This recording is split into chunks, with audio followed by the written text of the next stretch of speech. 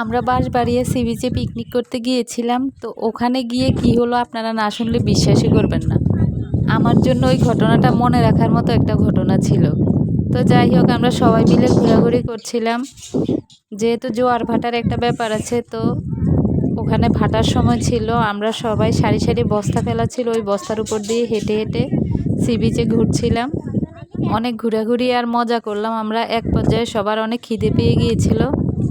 তো সবাই মিলে খাওয়ার প্রস্তুতি নিচ্ছিল, আর খাওয়ার জন্য বেছে নেওয়া হয়েছিল একটা খোলা জায়গা। যেহেতু পিকনিক, খোলা জায়গায় খেতে অনেক মজা। তো সবাই একসাথে হওয়ার জন্য সবাইকে ডাকাডাকি করছে। তো আমরাও চলে গেলাম। যেহেতু এক একজন এক এক দিকে চলে গিয়েছে, তো সবাই একসাথে জড়ো হতে কিছুটা সময় লেগেছিল। এই সুযোগে আমরা মা মেয়ে মিলে ছবি তুলে নিলাম আর ভিডিও করে নিলাম। তো অবশেষে চলে আসলাম খাওয়ার জায়গায়। সবাই বসে গেছে খাওয়ার জন্য। আর এখানেই ঘটলো কাহিনীটা। সবাই যার যার মতো নিজের খাওয়া নিয়ে ব্যস্ত। যেহেতু সবার অনেক খিদে পেয়ে গিয়েছিল, বাচ্চারাও আছে সাথে। আর জায়গাটাও ছিল অনেক সুন্দর। যদিও সময়টা ছিল শীতকাল, অনেক শীত পড়েছিল ওই দিন। তারপর ছিল বিচে অনেক বাতাস।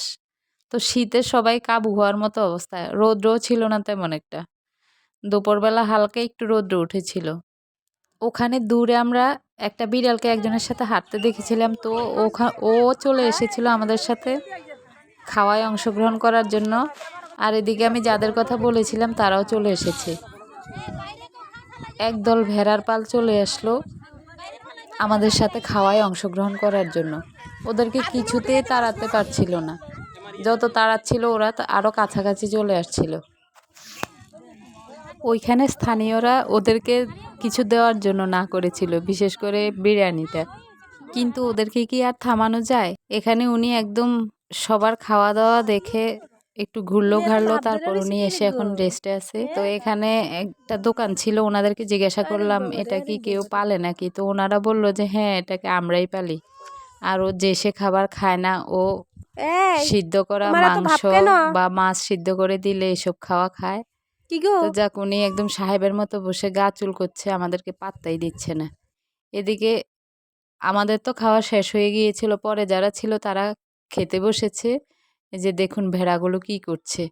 ওরা বিরিয়ানিগুলো যা পড়েছিল ওগুলো খুঁজে খুঁজে খাচ্ছে, আর আমরা ওদেরকে তাড়াচ্ছি। কিন্তু ওদেরকে তাড়ানো কি এতটা সহজ ছিল নাকি? ওদেরকে একদিক দিয়ে দৌড়ানি দিলে আরেক দিক দিয়ে চলে আসছে। ওদের এই জিনিসগুলো আমাদের অনেক ভালো লেগেছে। তো যাই হোক, এখানকার ঘোরাঘুরি শেষ করে এবার আমরা চলে গেলাম আরশিনগর পার্কে।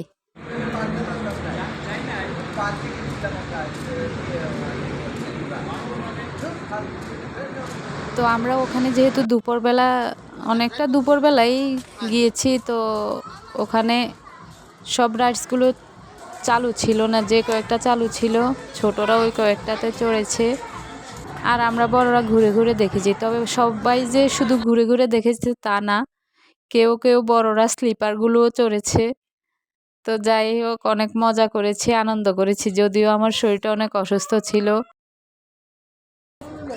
তারপরেও সবাই মিলে আনন্দ করে সময়টা এত ভালোভাবে কেটেছে যে শরীরের অসুস্থতা আর বোঝা যায় না।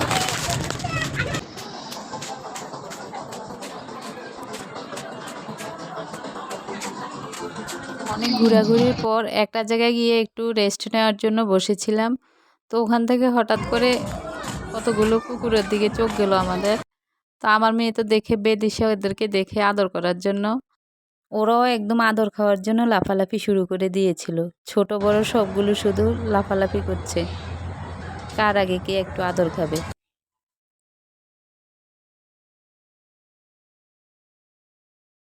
সারাদিনের ঘোরাঘুরি করতে করতে এক পর্যায়ে বিকেল গড়িয়ে সন্ধ্যা হয়ে আসছিল। তো যার যার গন্তব্যে ফেরার জন্য সবাই আস্তে আস্তে প্রস্তুতি নিচ্ছিল।